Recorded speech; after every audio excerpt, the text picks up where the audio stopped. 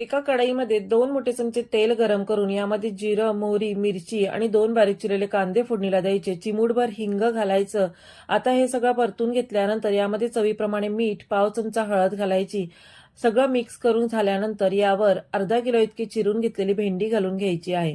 आता भेंडी जर अजिबात चिकट होऊ नये यासाठी आपण झाकण न ठेवता भेंडी मंद आचेवर शिजवून घ्यायची. इथे मी तुम्हाला चिकटपणा आल्यानंतर तो कसा घालवायचा हे दाखवण्यासाठी एक 5 मिनिटं झाकण ठेवून याला वाफ काढून घेतलेली आहे. त्यानंतर तुम्ही बघू शकता ही भेंडी थोडीशी चिकट झालेली आहे.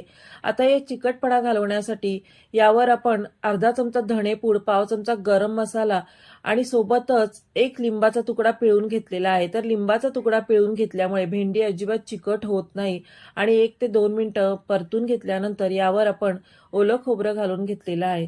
म्हणजेच भेंडीची भाजी चिकट झाली तर लिंबाचा रस घातल्यामुळे ती अजिबात चिकट होत नाही आणि सुटसुटीत तयार होते.